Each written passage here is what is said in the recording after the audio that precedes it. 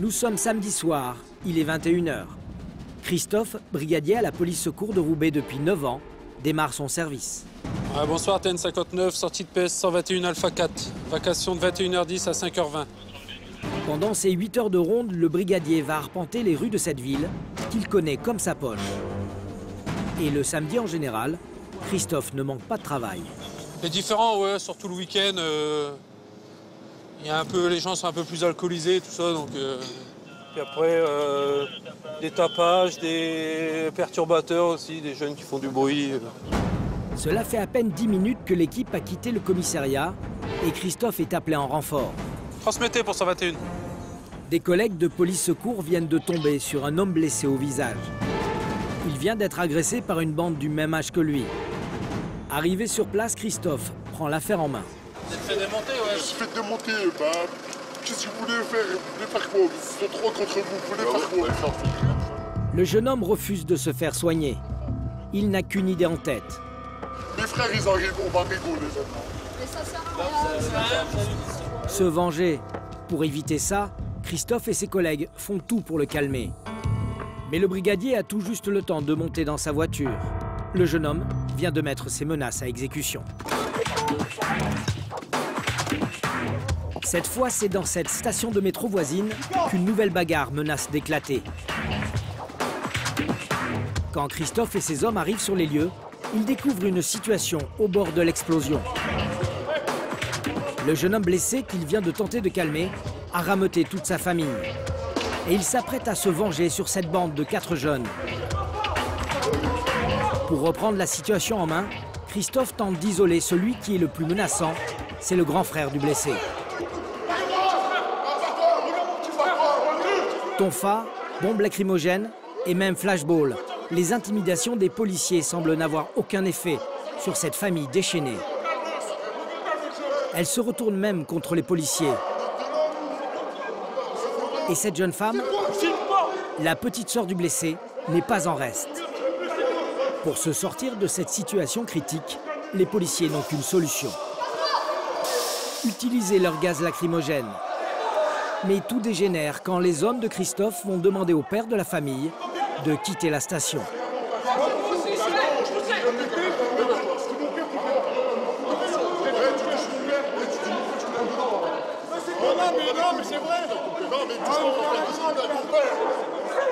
Pressés que l'affaire se termine, les policiers poussent un peu plus fermement le papa vers la sortie. Ce qui déclenche cette fois la fureur de sa fille. Elle frappe un policier au visage avant d'être difficilement maîtrisée.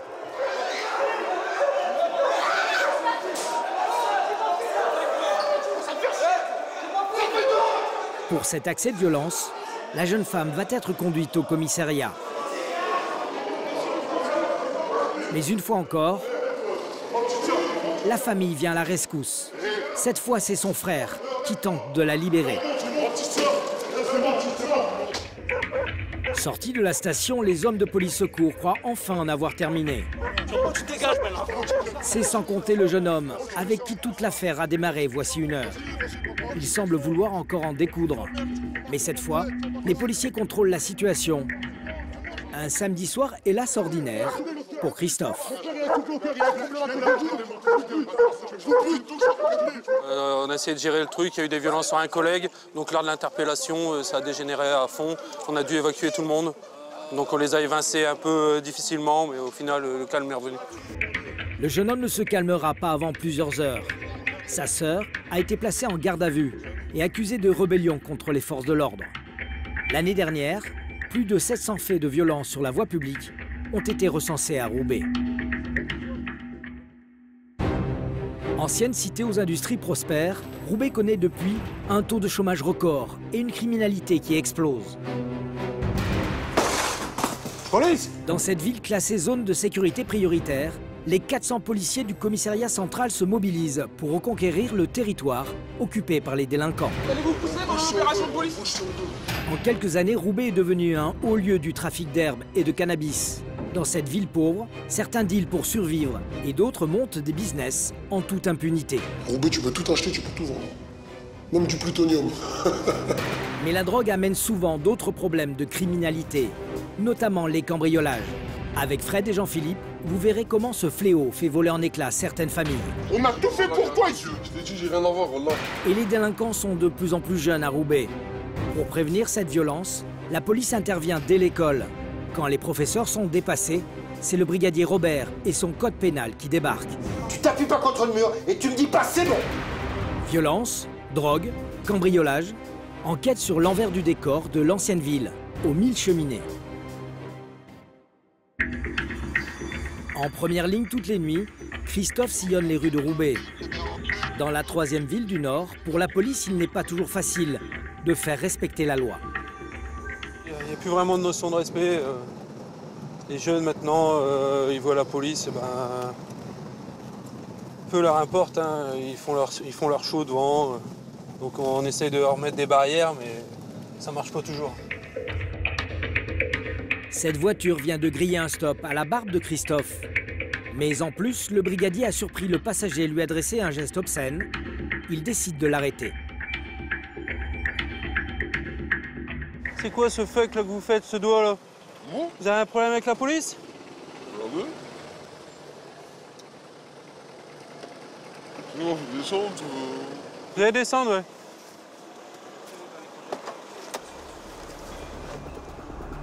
Le passager tient à peine sur ses jambes. Il a visiblement consommé beaucoup d'alcool. Donc on voit, il est complètement alcoolisé. Le conducteur avait fait une infraction routière avant. On était en intervention, on allait passer, mais là, il va être verbalisé et on va s'arranger avec ce monsieur. La femme de l'homme au t-shirt jaune ne semble pas prête non plus à lui pardonner. Chauffe ma gueule, moi, espèce de connard, frère. Marié ou pas marié, j'en ai rien à foutre, moi. Elle décide de finir la nuit à pied. Et c'est le conducteur, en réalité le frère de l'homme habillé en jaune, qui va devoir assumer toutes les conséquences. Bon monsieur, vous allez être verbalisé pour le stop, la faute de votre frère. Nous on prend pas en outrage, ça sert à rien. Ça vous de régler ça demain avec lui. Au moins il paiera l'amende, mais c'est vous qui allez avoir les points pour votre frère. C'est-à-dire Pour l'instant, vous parlez pas, monsieur. Je vous parle pas à vous monsieur. Si le conducteur a bien compris le message, son frère, lui, n'est plus en état de se contrôler. Donc c'est 6 points dans le dessus. Et encore, on pourrait pousser le contrôle un peu plus loin. Je sais, monsieur. Ok? Merci beaucoup, monsieur. Christophe ne le sait pas encore, mais une fois de plus, l'affaire ne va pas en rester là. Quelques minutes plus tard, l'équipage de police secours est appelé pour conduire à l'hôpital un homme en état d'ébriété. Il aurait menacé des passants. Surprise, c'est une vieille connaissance de Christophe. Qu'est-ce que tu me pousses, toi? Je suis prends où, toi? Le jeune homme ne veut pas se laisser faire. On est à 4. Faut bien qu'on monte, non? La bouche, wesh. Allez! Oh, je dégage. Ah ouais, les véhicules sont pas trop adaptés, mais sinon ça va. Monsieur, il est content d'être avec nous, visiblement. Je t'emmerde. Donc voilà, Je on t'encule, va faire un Coco. CH pour les collègues. Et voilà. Content du service public, monsieur? Excellent. Excellent, la preuve. Voilà. Mais vous allez voir qu'ici, les contrôles routiers peuvent très vite dégénérer. Cette nuit-là, un policier de la brigade anticriminalité a tiré 5 coups de feu dans les pneus d'une Clio noire qui venait de foncer sur sa patrouille pour éviter le contrôle. Au passage, un de ses collègues a été légèrement blessé. Au commissariat central, l'enquête a été confiée à Laurent, le chef de groupe de la BRAP, la brigade de répression des atteintes aux personnes. Le conducteur de la voiture noire, un prénommé Farid, était déjà fiché et les policiers viennent de le localiser. Ce matin, ils partent l'interpeller. Ah, on est parti. Le suspect habite dans ce quartier populaire de Roubaix. Laurent espère le trouver chez lui. On va voir s'il est présent pour qu'il nous explique un peu ce qui s'est passé. T'as la sonnette. L'homme ne répond pas, mais Laurent et ses collègues restent sur leur garde. Avec lui, ses 4 équipiers munis de gilets pare-balles, la main sur leur arme. Le suspect est dangereux, il l'a déjà montré, il faut l'interpeller au plus vite. Là, comme il n'y a personne qui nous ouvre et qu'on pense que l'auteur Il a des violences volontaires sur les collègues qui étaient à l'intérieur. On va forcer la porte à coups de bélier. Et puis on verra s'il y a du monde à l'intérieur.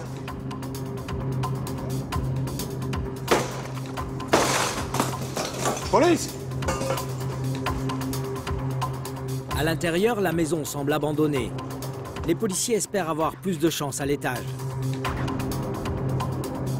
Cela ressemble à un squat, mais Farid le suspect semble dormir ici régulièrement. Hélas, ce matin, aucune trace de lui. Attends, on va prendre des gants et tout.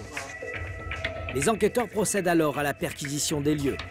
Ce que cherche Laurent en priorité, c'est faire le lien entre l'individu et la voiture qui a percuté son collègue la nuit dernière. Je cherche la clé de la Clio surtout. Ou les papiers de la Clio qui peut rattacher à la Clio. C'est-à-dire que si on retrouve les papiers du véhicule vus hier par les collègues dont la plaque d'immatriculation a été relevée, il va falloir qu'il s'explique en audition, savoir si c'est bien lui qui conduisait ou pas. Au beau milieu de ce capharnaüm, c'est une épingle dans une meule de foin. Pourtant, au bout de quelques minutes... Tiens, une carte de Clio. Clio, c'est par carte ou clé? Ça dépend des modèles. La bonne clé ou pas, l'enquête le dira. En tout cas, les hommes de Laurent passent la maison au peigne fin. Chacun de ces documents administratifs triés par Fred peut devenir une preuve. Faut rien laisser au hasard. Et il suffirait d'un petit détail, un papier avec une adresse mentionnée ou autre. Enfin, tout renseignement peut être utile à l'enquête. C'est dans une des chambres que les policiers vont découvrir ce qui pourrait donner une autre tournure à l'affaire. Au fond de ces sacs, des gilets pare-balles et des armes automatiques. Mais en réalité, des jouets pour le paintball. En soi, c'est pas suspect, simplement c'est l'utilisation qu'on peut en faire. L'utilisation qu'on peut en faire. Une réplique d'arme automatique comme ça, sur un commerçant, ça le fait, quoi. Aujourd'hui, un braquage sur 2 en France est réalisé avec ce genre d'armes factices. Les policiers n'ont pas perdu leur temps. Ils quittent les lieux, 4 sacs et une valise remplis de preuves potentielles. Le suspect, en revanche, lui court toujours. Et une fois la porte réparée par un serrurier, Laurent va devoir exploiter une autre piste. Pour qu'on construise nos recherches là, sur cette voiture, voir où elle peut être. Et puis, on verra après. Sur la route du commissariat, Laurent et ses collègues décident de rester vigilants. Et ils vont avoir beaucoup de chance. Au détour de cette rue calme, ils repèrent la voiture recherchée. C'est foutu, hein? Comme quoi l'expérience du terrain, des collègues, c'est vachement important. C'est la bonne voiture, c'est la voiture. Donc c'est bon ça. Les plaques correspondent bien à la Clio qui a heurté leurs collègues. Les impacts des balles du policier sont encore visibles. Mais c'est surtout l'état de la carrosserie qui fait avancer l'enquête de Laurent. Les traces sur le capot sont aussi intéressantes parce que ça prouve bien ce qu'ont raconté les collègues. Que donc un collègue a dû être percuté par l'avant, le capot rayé par son ceinturon ou un autre objet de sa tenue vestimentaire. Et puis voilà, on voit que le collègue a fait usage de son arme pour justement bien arrêter le véhicule alors qu'il était menacé, que son collègue était menacé par le conducteur. Reste maintenant à comprendre comment le véhicule est arrivé là. Laurent décide d'interroger les voisins. Et il espère que dans cette rue bordée de pavillons, la voiture n'est pas passée inaperçue. J'étais en train de regarder la télé, Ouais. un film érotique, pour ne rien vous cacher, et d'un seul coup, j'ai entendu un bruit comme si une moto accélérait d'un seul coup. Puis ça s'est... Après, j'ai plus rien entendu. À quelle heure il a commencé votre film? 23h15. 23h15. Et on était au début ou à la fin ou au milieu? Je pourrais pas vous dire, je me souvenez plus. À quelle heure tu t'es couché, Loulou, déjà? À 1h. À une Une heure, heure. donc c'est entre les deux. Entre minuit... Entre minuit et 1h? Ouais, À peu près? Ouais. Avec le témoignage des voisins, les constatations faites sur la voiture, l'enquête de Laurent vient de bien avancer. Mais pour la conclure, il lui faut maintenant impérativement retrouver Farid, le conducteur. Cet après-midi au commissariat, c'est Sébastien qui prend le relais. Le gardien de la paix connaît déjà le nom du suspect. Ce jeune homme a tout juste 18 ans et il pourrait se rendre chez ses parents. Alors, pour trouver leur adresse, le policier envoie une demande de renseignement à tous les organismes sociaux ainsi qu'aux opérateurs téléphoniques. C'est à différents fichiers, la caisse d'allocation familiale, la caisse primaire d'assurance maladie. Il faut faire des réquisitions auprès de ces organismes pour pouvoir accéder à ces informations. Et les réquisitions de Sébastien vont porter leurs fruits dès le lendemain.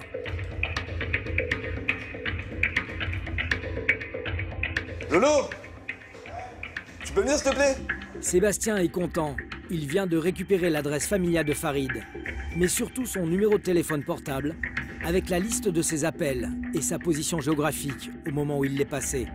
En langage technique, on appelle ça une fadette. Alors, donc le moment des faits, le 18 juin vers 1h du matin, là, il bande bien sur l'endroit des faits. La fadette confirme la présence du suspect au moment où le policier a été renversé. Mais surtout, Laurent et Sébastien découvrent qu'il a dormi la nuit dernière chez sa mère. Donc il dort chez lui. Et visiblement, le jeune homme sait que la police le recherche. Il quitte les lieux avant l'aube. Il dort chez lui puis s'en va à 5h en pensant qu'on va l'interpeller à 6h. Peut-être, mais il repasse à la maison. Voilà, ouais. Pour Laurent et Sébastien, pas une minute à perdre. Ils décident de l'interpeller l'après-midi même. Épaulé par quelques hommes de la BAC, Sébastien s'apprête à entrer chez la mère du suspect à l'aide d'un bélier. Il n'en aura pas le temps. La porte était entrouverte et les policiers en profitent pour s'engouffrer dans la maison. La famille n'a pas le temps de réagir et Farid est arrêté dans son lit sans avoir pu résister. C'est qui? C'est lui? Ouais, c'est bon. C'est bon. Tu tombes sur le côté, tu fais long. Régis, positif. Le garçon est tout juste majeur, mais il ne semble pas impressionné par la démonstration de force des policiers. Ce n'est pas sa première arrestation. Il sera emmené au commissariat pour être interrogé, sans un regard de sa mère. C'est Sébastien qui va se charger de son audition avec son collègue Thomas. Pour se défendre, Farid a demandé la présence d'un avocat. Mais vu les preuves accumulées contre lui, les deux policiers espèrent des aveux rapides. Donc, je t'avise du motif de ta présence ce jour en garde à vue. Pour des faits donc de refus d'obtempérer, violence volontaire avec arme par destination, ce sont des faits commis le 18 juin 2013 à... Tu veux t'expliquer sur les faits? Tu veux garder le silence? Non, je vais m'expliquer. Ok. Le garçon ne semble pas prêt à tout dire. Il vient de comprendre, ce qu'on lui reproche est grave. Alors il va essayer de se faire passer pour une victime. Après, je sais qu'il y a une voiture, elle s'est mise à côté de moi. Et a ouvert la porte. Yo, j'ai vu que c'était des keufs, t'as vu? Et il y en a, il est venu, il a tiré direct sur la voiture. Le conducteur, il est venu, il a tiré direct sur la voiture. Selon lui, la police aurait tiré sans raison et il n'aurait écrasé personne. De plus, il prétend avoir été seul dans la voiture. Face à la désinvolture du jeune homme, Thomas et Sébastien décident de lui mettre la pression. Quand ils sortent de leur voiture, t'es à l'arrêt et tu vas me faire croire que comme ça, ils prennent leur pétard et ils tirent dans tes pneus. Mais enfin, mais atterris! Vous avez peur que je repars? Mais ils avaient peur de rien, mes collègues! T'as démarré! Et là, ils ont tiré pour arrêter la voiture! Pour faire le héros, ton peut-être vas-y dégage, parce que t'as fait. T'as accéléré, t'as chuté le fonctionnaire de police. Et là, notre collègue, effectivement, il a tiré, il a crevé tes pneus, t'as fait 300 mètres, t'as lâché la voiture, vous êtes barré. Voilà ce qui s'est passé. Et donc là, on n'est plus sur un refus d'obtempérer et des violences volontaires, on est sur une tentative d'homicide. Tentative d'homicide, un délit passible de 30 années de réclusion. Les policiers espèrent que cette perspective va pousser Farid aux aveux. Et le sentant fragilisé, ils abattent leur dernière carte. Nous, on a un collègue qui a été vu par un médecin légiste, expert, qui constate des blessures au collègue. On fait des constatations sur la voiture où on trouve des traces. Comme quoi quelqu'un est passé sur ce capot. D'accord? Et toi, tu nous dis, j'ai pas vu quelqu'un est monté sur mon capot. C'est limite, c'est pas possible. Ou alors il a touché mon rétro. Non, non, on parle du capot. Sur le capot, il y a des traces. Donc, tu l'as bien renversé. Le jeune homme accuse le coup. Mais malgré tous les efforts de Sébastien et Thomas, ils refusent de reconnaître les faits. Ah, moi, je ne l'ai pas renversé. Maintenant, si je l'ai renversé, c'était involontaire. C'est ce que je suis en train de vous dire depuis tout à l'heure. Et dans la voiture, j'étais tout seul. T'es dans la merde. On a tout. On a tout. Ah, vous avez tout. Bah. Voilà, on a tout. On sait avec qui t'étais, tout ça. Maintenant, toi, t'es en train de t'enfoncer parce que tu veux pas... Tu veux mourir en héros, c'est très bien. Vas-y, tu veux protéger tes potes. Fais ce que tu veux. Farid ne donnera jamais le nom de son complice. Il ne reconnaîtra pas non plus avoir renversé le policier. Jugé quelques semaines plus tard, il écopera d'une peine de 18 mois de prison ferme. Le policier blessé a quant à lui repris ses fonctions quelques jours plus tard. Mais à Roubaix, une grande partie des délits est liée de près ou de loin au trafic de drogue. Même si la ville n'est pas une plaque tournante aussi importante que l'île sa voisine, ici cannabis, herbe et même cocaïne s'achètent très facilement. À la brigade des stupes du commissariat, on ne sait plus où entreposer la drogue saisie et en attente d'être détruite. Et ce n'est pas près de s'arrêter. Franck et Michel viennent de recevoir une lettre anonyme qui dénonce un dealer. Après avoir mis l'homme sur écoute pendant quelques jours, les deux enquêteurs sont prêts à aller le cueillir. Le lendemain matin, 7 h, Rodrigue, le patron des stupes, briefe ses hommes avant l'interpellation. On recherche essentiellement de l'herbe, cocaïne. On prend les portables et tout ce que vous trouvez intéressant pour l'enquête, on le prendra. On a les béliers.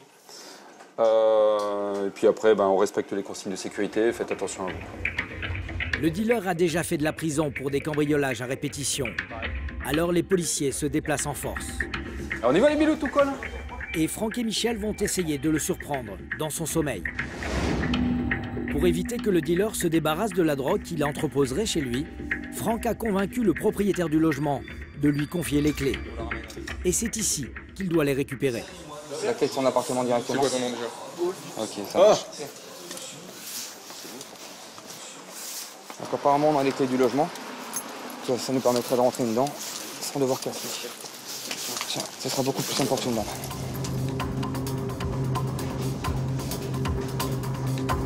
Mais le stratagème de Franck pour permettre aux policiers de rester discrets va tourner à la galère. Impossible d'utiliser la clé, le dealer a laissé la sienne dans la serrure. Alors retour aux vieilles méthodes.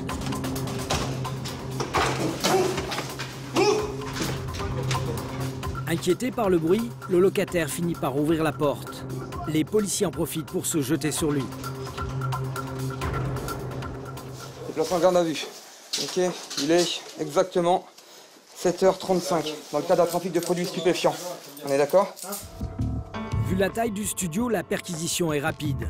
En quelques minutes, Franck trouve près de 800 € en liquide. Une somme importante pour un homme qui prétend ne vivre que de l'aide sociale. En fait, c'est de l'argent qui a été retrouvé dans la veste de monsieur, là. Mais bon, il nous déclare qu'en fait, ça provient de son RSA, apparemment de ses économies pour payer son loyer. Donc, bon, c'est à définir. Hein. On va voir s'il a des justificatifs pour en prouver de cette somme d'argent.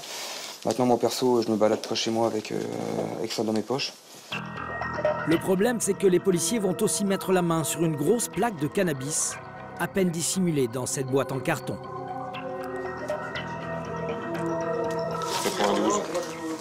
92 grammes, plus de l'argent en liquide. Pour les policiers, cela suffit à prouver le trafic. D'autant qu'un petit sachet de cocaïne a aussi été retrouvé. Pour Franck, c'est une bonne prise. Maintenant, bon, l'enquête qui continuera dans les prochaines heures nous amènera peut-être à découvrir d'autres choses, mais bon, pour l'instant, bon, on n'est pas mécontent. L'objectif est là, tout s'est bien passé, pas de blessés, c'est le principal.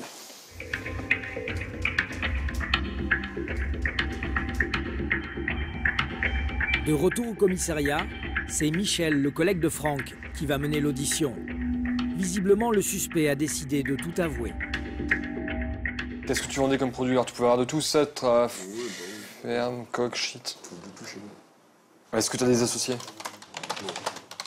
Non. Tu bosses tout seul, toi? Comment? Tu bosses tout seul? Alors, t'achètes tous tes produits stupéfiants? L'homme a choisi de ne rien cacher. En habitué de la justice, il sait que ses aveux pourraient jouer en sa faveur devant le juge qui le convoquera au tribunal. Pour Franck, ce n'est qu'un dealer opportuniste qui trafique de petites quantités de drogue pour améliorer son quotidien. Là, il fait son petit mea culpa, et puis bon, ça devrait bien se passer, je pense. Il n'y a pas de raison. Là, c'est plus un trafic survie qu'un trafic business, je pense. À voir, hein, on verra bien. En attendant son jugement prévu dans un mois, le dealer a quand même été placé en détention provisoire. Et vu son passé judiciaire, il risque jusqu'à 5 ans de prison. Mais parmi les 500 affaires que traitent en moyenne les stupes de Roubaix chaque année, toutes ne se règlent pas aussi simplement. Dans ce bureau, Philippe, alias Bouddha. Depuis des mois, ce brigadier de 57 ans essaye de faire tomber une bande de dealers impliqués dans un gros trafic d'héroïne et de cocaïne. Son enquête, des dizaines de fadettes de dealers et d'heures d'écoute de toxicomanes, difficiles à décrypter. Ouais, qu'est-ce que j'allais dire, prends ce que je t'ai demandé hier. Oui, vas-y, à tout de suite. Ils sont de plus en plus méfiants dans leurs conversations téléphoniques parce qu'ils savent très bien que les écoutes téléphoniques, ça existe. Donc, ils parlent soit très peu au téléphone, soit en langage codé. C'est pourtant grâce à son travail sur ces écoutes que ce jeune homme vient d'être interpellé. Il a été dénoncé par les nombreux consommateurs que Bouddha a interrogés. Vous êtes mis en cause dans une affaire de cocaïne et d'héroïne, ce que vous m'avez dit tout à l'heure. Voilà, depuis mars 2012. Mars 2012 oui, depuis mars 2012. J'ai pas dit que ça a duré 1 an, mais ça a duré 6 mois. J'ai entendu une liste de toxicomanes qui vous mettent en cause. Je leur ai servi physiquement, non?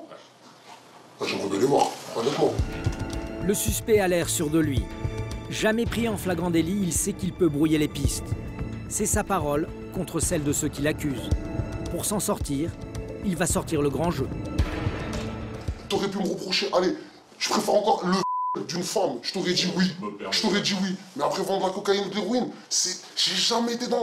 Regarde dans mes interpellations, je suis un voleur, je suis pas un dealer. J'ai rien à voir. Il y a quand même 10 personnes qui ont été entendues. Sur les 10 personnes, il y en a quelques-unes qui te mettent en cause déjà. Je comprends. Voilà. Vous avez l'impression que dans la rue, vendre de la cocaïne et de l'héroïne, c'est... moi, de notre vision à nous, moi, les gens de mon entourage, c'est de la merde. C'est un produit, je vous dis, mon oncle en consomme. Ma grand-mère, je l'ai vu pleurer. Je l'ai vu s'arracher les cheveux. Mon oncle, elle le retrouvait défoncé dans sa chambre avec des seringues. Et vous croyez que je suis un malade? Vous croyez que moi, à l'heure actuelle, je vais empoisonner les enfants des autres en sachant que certains, ils empoisonnent mes enfants? Rien à voir. Dans n'importe quel trafic de cocaïne et d'héroïne. Oui, tu me l'as déjà dit, oui. Ah, je vous le répète, parce que c'est... La vérité, oui. Tu signes là en bas, s'il te plaît. Cette fois, Bouddha n'a pas pu le faire avouer. Mais l'enquête de ce vétéran des stupes est loin d'être terminée. En attendant, le suspect en sera quitte pour 48 heures de garde à vue. Sûr de son impunité, il a accepté de nous parler. Ils auront beau faire ce qu'ils veulent. De toute façon, ils font pas le pot. Ils achètent des systèmes techniques pour nous, on brouille. Ils ont des grosses voitures, on a plus puissant, on a des armes, on a les mêmes en mieux. Franchement, Roubaix, c'est le top. Roubaix, tu peux tout acheter, tu peux tout vendre. Même du plutonium. Je te jure, tu peux tout acheter et tout vendre. Tout acheter et tout vendre. Tout. De l'arme de guerre à la pièce de la voiture, de la pièce de la voiture aux vêtements de luxe, des vêtements de luxe aux lunettes, des lunettes au coiffeur. Même le coiffeur, c'est une économie pas souterraine ici à Roubaix. Même les coiffeurs, ils se déclarent pas. T'as compris? On est souterrain. Deal, vol, recel, c'est toute une économie parallèle qui gangrène certains quartiers. Pour éviter que Roubaix devienne une zone de non-droit, voici un an, la moitié de la ville a été classée en zone de sécurité prioritaire. C'est même la plus grande ZSP de France. Cet après-midi, une bonne partie des effectifs du commissariat est réquisitionnée pour une opération spéciale dirigée par le commissaire Mathilde, 27 ans. Aujourd'hui, l'idée, c'est d'arriver avec un petit effet de surprise et de se faire un peu plaisir sur place, avoir le temps d'aller voir ce qu'on n'a jamais le temps d'aller voir. Et les matchs a aussi un peu des doutes sur des caches, on va aller voir aussi. L'objectif du commissaire, un quartier difficile, baptisé l'Alma, qui se trouve à quelques minutes seulement du commissariat. Les motards, le groupe de sécurité de proximité et même la BAC. Au total, plus de 50 policiers sont mobilisés. Un avion surveille toute l'opération. Et voici à quoi ressemble l'Alma. Des dizaines de petits immeubles HLM de 3 étages. Une réussite vue du ciel, mais un vrai labyrinthe pour la police qui s'y fait régulièrement caillasser par les délinquants. Surpris par le déploiement de force, aujourd'hui la majorité des jeunes battent en retraite. Mais certains n'entendent pas se faire chasser aussi facilement de leur territoire. Alors le commissaire Mathilde hausse le ton. Allez voir ailleurs, messieurs. Allez voir ailleurs, on est dans notre quartier ici. Oui, vous allez vous pousser pendant l'opération de police. Soyez polis, s'il vous plaît, qu'on vous respecte, je vous le dis. Allez, dégagez-vous s'il vous plaît. On vous a demandé gentiment, on peut vous demander autrement, mais pour l'instant on essaie de le faire gentiment. S'il vous plaît. Là-bas, s'il vous plaît. Allez. De son côté, le capitaine Caroline a entrepris la fouille de certaines caves d'immeubles à la recherche d'objets volés ou de drogue. Mais ce qu'elle découvre, ce sont des dizaines de dalles cassées partout dans les parties communes. C'est une magnifique construction, il se fait plaisir, l'architecte à l'époque, je pense. Puis il nous a fait des trucs avec des dalles qui s'enlèvent très facilement. Et ce qui peut servir de projectile, d'où la difficulté pour nous d'intervenir ici. Parce qu'ils enlèvent facilement les dalles, et puis après, comme ils accèdent facilement au toit, ils montent sur les toits, puis ils nous les balancent. Cave, coursive, toit accessible. La configuration des lieux est propice à tous les trafics, et surtout aux guet-apens destinés aux forces de l'ordre. Sur les toits, les policiers découvrent des rangées de morceaux de dalles, des projectiles prêts à l'emploi que le commissaire Mathilde décide de faire immédiatement disparaître. Hop. Si on les enlève pas, c'est nous qui allons les prendre sur la tête. Hein. Donc parfois il faut être pragmatique et savoir sortir un peu de ses missions parce que de toute façon c'est un peu le système D et puis c'est avantageux pour tout le monde qu'on les enlève, il y en a pour 5 minutes et derrière c'est aussi la sécurité pour tout le monde. Ce jour-là, la fouille n'a rien donné. Mais la police a repris un peu de terrain sur les délinquants qui gâchent la vie des habitants du quartier de l'Alma. Et vous allez le voir, à Roubaix, ils sont de plus en plus jeunes. Fin d'après-midi, dans un véhicule de la brigade de sûreté territoriale. Mathieu vient d'être appelé pour une tentative d'effraction dans une maison du centre-ville. Ouais, TN59, c'est rue de Bourg-Murru et Bourg-Murru. On va se rapprocher. Avec Michael et Philippe, ils roulent à plus de 100 km/h dans les rues de Roubaix. Poste de police. Bien que la brigade soit sur les lieux 2 minutes plus tard, plusieurs voitures de police sont déjà là. Leurs collègues ont appréhendé 2 suspects. Et la surprise, il s'agit de mineurs d'à peine 14 ans, dénoncés par les voisins. Et comme des délinquants plus aguerris, ils finissent les menottes au poing. J'ai rien fait, monsieur. Le jeune garçon et son copain ont pénétré dans cette maison d'apparence modeste. Car derrière les briques rouges, c'est un magnifique loft, comme il y en a beaucoup à Roubaix. Un endroit que ces adolescents voulaient squatter avant de le cambrioler. La délinquance sur Roubaix, c'est quasiment 10-15 ans qui commence à monter dans les cambriolages, dans les vols de portables. Donc ça montre bien ce qu'on a à faire actuellement. Et malheureusement, après, par la suite, ceux qui deviennent raisonnables ou ceux qui deviennent pires, qui montent au braquage. Mais bon. Pour l'instant, c'est des genoux. Ils se sont fait avoir.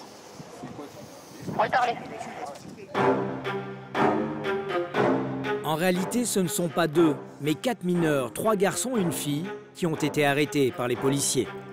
Et presque tous sont déjà connus de leur service. Bon, est-ce que tu veux voir un médecin? Est-ce que tu veux voir un avocat?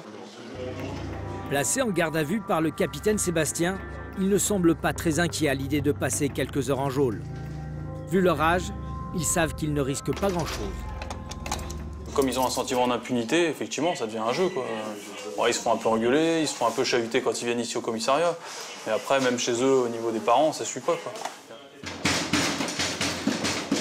Pourtant, quand il s'agit de mineurs, la loi oblige les parents à se rendre au commissariat. Youssef est le premier arrivé. Pour lui, son fils a des excuses. Et voilà, là, il ressent quelque chose, il y a du frisson, il y a de l'adrénaline, il y a plein de trucs, quoi. C'est un jeu dangereux, quand même. Ouais, c'est un jeu dangereux, mais c'est comme ça. C'est comme ça, il se passe rien. S'il se passe rien pour eux, ben voilà, il faut qu'ils remplissent ce vide. Comme ils n'ont rien volé, les 4 adolescents ont été relâchés quelques heures plus tard, après un simple rappel à la loi. À Roubaix, une personne sur 4 mise en cause pour un délit est mineure. Alors, pour tenter de freiner le phénomène, la police a pris une initiative étonnante. Depuis 2010, comme une cinquantaine de policiers en France, le brigadier chef Robert est référent scolaire. Il aide les chefs d'établissement comme Nicole à gérer la discipline. Et ce matin, il a 2 problèmes à régler. Pour y arriver, sa seule arme, c'est son code pénal. Le jeune Kevin a l'air très détendu. Pourtant, il vient d'insulter sa professeure de mathématiques. Robert va très vite lui faire comprendre la gravité des faits. Tu ne t'appuies pas contre le mur. Tu me sors ton carnet. Pourquoi?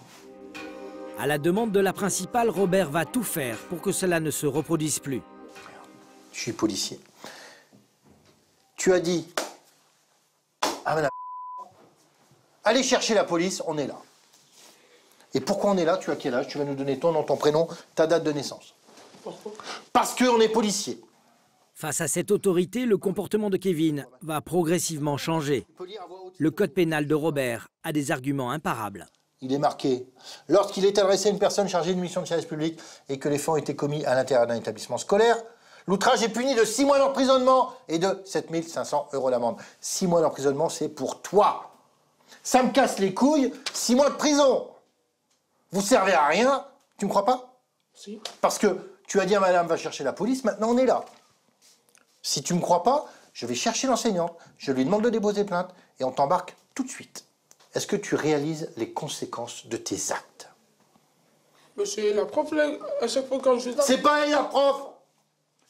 Si tu suis tes cours, si tu vas pas sur YouTube, si tu dis pas ça me casse les couilles, si tu dis rien, la prof, elle t'embête pas. T'es d'accord avec moi? Ouais.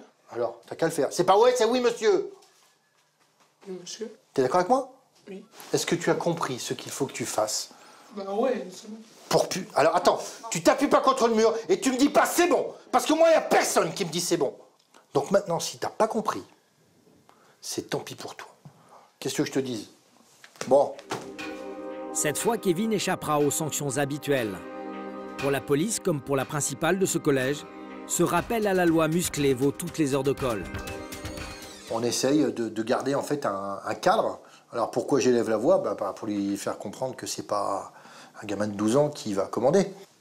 Pour les collégiens, le fait de voir venir des policiers référents dans l'établissement, ils sont extrêmement sensibles parce qu'ils n'ont plus très peur des adultes en général. Mais le fait de voir arriver le policier avec en main le code pénal, la loi fait peur aux enfants et là, ils réagissent. Dégradation, bagarre ou encore raquette, Robert ne chôme pas. Il intervient près de 600 fois par an dans les collèges et lycées du Grand Roubaix. Et de plus en plus souvent à cause des problèmes de diffamation sur les réseaux sociaux. Ce qui est rigolo, c'est que, en fait, l'an dernier, forcément, ils m'ont vu quand je suis passé pour les problèmes d'Internet, et là, c'est un problème d'Internet. Bonjour. Si Robert est dans cette classe, c'est que certains élèves ont posté une vidéo sur Facebook où ils insultent leur professeur. Un délit passible d'amende. Il va leur prouver, là encore, code pénal à l'appui. En France, un mineur est pénalement responsable à partir de 13 ans. Ça veut dire quoi? Ça veut dire qu'à partir de 13 ans, un mineur peut aller en garde à vue. Ça veut dire qu'un mineur peut aller en prison. Si les faits sont suffisamment graves pour le faire. Le code pénal, la Bible de Robert, il le maîtrise parfaitement. Si je dis une bêtise, tu lèves la main, d'accord? Donc tu vas le lire en même temps que moi. Ici, 433.5 du code pénal. Puni de 7 500 € d'amende, c'est ça? Pour les parents. Les paroles, gestes ou menaces, les écrits ou images de toute nature adressés à une personne chargée d'une mission de service public et de nature à porter atteinte à sa dignité ou au respect dû à la fonction dont elle est investie. Tu sautes un paragraphe, l'outrage est puni de 6 mois d'emprisonnement et de 7 500 € d'amende. Alors, ça, c'est rigolo la vidéo que tu as mis là. On fait quoi? On demande à ton enseignante de déposer plainte? Il y a marqué... donc tes parents vont payer l'amende. Tous ceux qui ont marqué les personnes qui aiment ça, ceux qui font des commentaires, c'est pareil. Vous êtes complices. Tous les référents scolaires n'ont pas la même méthode que Robert. Pourtant, ici à Roubaix, aucun parent n'a jamais trouvé qu'il allait trop loin. Nous avons voulu savoir si la remontrance avait été utile au jeune Kevin. Avec le policier, nous nous sommes rendus quelques semaines plus tard dans ce quartier populaire pour rencontrer son père. Quand il est rentré à la maison, ça l'a donné à réfléchir. Et là, je vois qu'il part sur de bonnes bases. Donc... Vous comprenez bien que j'ai pas envie de revenir plusieurs fois au collège parce qu'il fait des bêtises. Comme il est en 5e, si dans 2 ans et demi, vous m'appelez pour me dire qu'il a eu son brevet et puis me dire que vous êtes content, bah là, je pense qu'on aura gagné quelque chose. Ouais, gagner quelque chose, ouais. Bah, c'est ça qui est important. C'est un grand pas pour lui déjà. Non? Donc il faut te prouver à toi-même que tu vaux mieux que ça. Quoi. Hein? Robert semble avoir remis le jeune Kevin sur de bons rails. Au revoir. Au plaisir de plus te voir. Au revoir. Un nouveau genre de prévention qui pourrait peut-être réussir à faire chuter la délinquance de la ville. En attendant, le taux de criminalité à Roubaix reste de 10% supérieur à la moyenne nationale. Surtout à cause des cambriolages. Un véritable fléau, avec près de 500 effractions l'année dernière. À la brigade de répression des atteintes aux biens, c'est Jean-Philippe et Fred qui enquêtent sur ces affaires de vol, de trafic et de recel. Ce matin, ils se voient confier une affaire à laquelle ils ne s'attendaient pas. À première vue, la plus simple de leur carrière. Je vous en prie. Donc apparemment, vous me ramenez une vidéo, c'est ça? Oui, c'est ça. Ok. Cambriolé il y a quelques jours, le couple a filmé le lendemain matin du vol un curieux manège qui s'est déroulé presque sous ses fenêtres. Ils ont surpris des individus en train de charger dans cette voiture des affaires ressemblant étrangement à celles qu'on leur a volées. Des milliers d'euros de matériel de chantier. Le plus surprenant, celui qui semble mener la danse n'est autre que le jeune Stéphane, le fils de leur voisin. Non, vous êtes les voisins, quoi. On Non, mais là, l'affaire où on cambriole ses propres voisins. Oui, exactement. Tout à fait, quoi. C'est ça qui. Se faire cambrioler, c'est une chose, mais de savoir que c'est voisin, voilà, c'est autre chose. On vit à côté quand même. Ouais, en tout cas, vos images sont parfaites. On a des plaques, on a des visages, on a tout. Non, mais on va tourne un peu, puis... Nous, après, on a une connaissance de nos délinquants et du secteur qu'il faut qu'on va pouvoir les identifier. Plaque d'immatriculation, visage. Pour la police, trouver les auteurs de ce cambriolage ne devrait maintenant plus poser de problème. Et pourtant, vous allez le voir, cette affaire ne fait que commencer. Le lendemain matin, l'adresse du suspect en poche, Fred et Jean-Philippe arrivent à son domicile pour l'interroger. Inconnu des services de police, il vit encore chez ses parents. Bonjour madame. Madame, bonjour. Chef de Roubaix. La sûreté urbaine. Il est là? Oui, dehors. D'accord. On leur reproche quelques faits de cambriolage. Bonjour, c'est la police. Tu vas te lever, s'il te plaît? Tu te doutes pourquoi on est là? Le jeune homme ne semble pas comprendre ce qui lui arrive. Mais le plus surpris, c'est son père, qui a tout sacrifié pour que son fils ne manque de rien. C'est-à-dire, qu'est-ce qu'il y a eu exactement? Ah, il y a eu quelques faits de vol effraction et de choses comme ça, donc on va Une révélation insupportable pour lui. J'espère pour toi, hein, tu ne manques de rien ici, t'as tout ce que tu veux. S'il te plaît, calmez-vous. J'espère pour toi. Calmez-vous. J'espère pour toi, parce que là, ça serait le comble les combles des combles. Bon, venez, monsieur. On a tout fait pour toi ici. Je t'ai dit, j'ai rien à voir, Wallah. Monsieur. C'est pourquoi? Monsieur. Je sais pas, c'est... Tu sais pas? Monsieur. La police, elle vient à ma maison. Et de quoi on parle? La police, elle vient à ma maison. C'est un peu souvent comme ça, on nous interpelle. On a souvent protégé les gardés à vue de leurs parents, parce qu'ils se rendent pas compte du mal qu'ils peuvent faire à leur famille, quoi. Parce que ça fait jamais plaisir, hein, de voir la police débarquer, quoi. Pour retrouver ce qui a été volé aux voisins, Fred et ses collègues fouillent sa chambre. Sans succès. Mais pour ne pas aggraver son cas, sa mère le pousse à avouer les faits. De toute façon, faut dire la vérité, hein, si tu veux t'en sortir. Faut dire la vérité, hein. Ah ouais, hein, faut rien cacher, hein. C'est dans le garage que les policiers espèrent surtout trouver ce qu'ils cherchent. D'après la vidéo, c'est là qu'auraient été entreposés les objets volés. Le jeune homme est de plus en plus mal à l'aise. Fred en profite, il tente de l'intimider. Maintenant, t'es grand, tu vas prendre tes responsabilités. Je vais t'expliquer comment. Si t'as juste fourni un lieu pour stocker, t'as fourni un lieu pour stocker. On a tout. Donc je te dis, arrête, on connaît déjà le nom de tes comparses, on sait ce que vous avez trimballé, on a même la couleur des sacs. Donc arrête de jouer au con. J'ai rien mis dans le garage. Stéphane nie, mais la stratégie du policier va payer. Il finit par avouer que les sacs étaient bien chez lui. Des trucs volés et tout, ce jour-là, j'avais trouvé des sacs dans le garage. T'as fourni un lieu pour qu'ils stockent. Ils sont pas rentrés par l'opération du Saint-Esprit. Mais comment ils ont ouvert la porte de garage? Comment ils ont ouvert? Voilà. Fred a bien la preuve que le jeune homme a joué les receleurs dans cette affaire. Pour cela, Stéphane risque la même peine que les voleurs. Comprenant lui aussi l'implication de son fils, cette fois, le père craque. On est revenu de vacances. On est revenu de vacances. Je te l'ai dit, cette voiture, c'est à qui? Hein? Quand il est venu, je te l'avais dit. Hein? Je te l'avais dit, mais bon Dieu, chez tes parents, tu me ramènes des voleurs. Chez tes parents. Si t'es pas un homme, toi, je te croyais un homme, hein? Je te croyais un homme. Il est sous notre responsabilité, Hein? faites pas de bêtises. De retour au commissariat, c'est Jean-Philippe qui va mener la première audition. Et après ce qu'il vient de se passer, il espère que le jeune homme va tout avouer. C'est toi qui as coudé, là. Ok. Alors, avez-vous participé au cambriolage chez votre voisin? Non. Non? Stéphane ne reconnaît pas le cambriolage. Simplement avoir retrouvé des affaires volées chez lui. Et il a une curieuse théorie pour expliquer comment elle serait arrivée là. En fait, la veille du cambriolage, je me suis aperçu de la disparition du bip pour ouvrir la porte principale de la résidence au moment où je voulais rentrer chez moi. Le jeune homme fait tout pour éviter de passer pour le cerveau du casse. Alors il charge un complice, Lucas. En possession de la fameuse télécommande, c'est lui qui serait entré dans la copropriété pour cambrioler. C'est qui m'a rendu le bip le lendemain du cambriolage de chez. Il m'a dit que je l'avais perdu dans la voiture de ses copains. Déjà connu des services de police, ce jeune homme apparaît aussi sur la vidéo. Les policiers vont l'interpeller le jour même pour obtenir sa version des faits. Bonjour madame, c'est la police, on va chercher... Qu'est-ce qu'il y a? On va chercher. Il est là? Il est là? Tu sais ce qu'on recherche? Les gros sacs là, que vous avez mis dans le 406. 406, Alors arrête, j'ai des images, j'ai tout. Je vais te montrer, tu vas comprendre vite fait, au bureau. D'accord? Le jeune homme nie tout en bloc. Non? Ok, pas de souci. Fred reste calme. Il sait que tout va se jouer durant l'audition et son dossier est solide. Mais au commissariat, le suspect ne va pas être plus coopératif. Il a même choisi de se faire représenter par un avocat.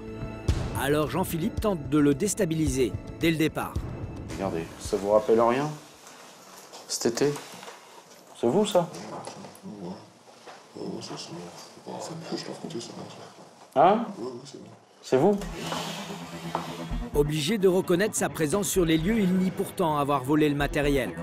Et surtout, il n'a jamais détenu la télécommande qui a permis de faire entrer la voiture dans la résidence. S'il dit que c'est moi, je l'ai ramené en main propre sans bip, sans les éléments, parce que je l'ai jamais rendu, j'ai pas mis son bip, il a toujours eu. C'est faux, c'est un menteur. Les versions des deux suspects se contredisent. S'ils veulent obtenir la vérité, les policiers vont devoir les opposer.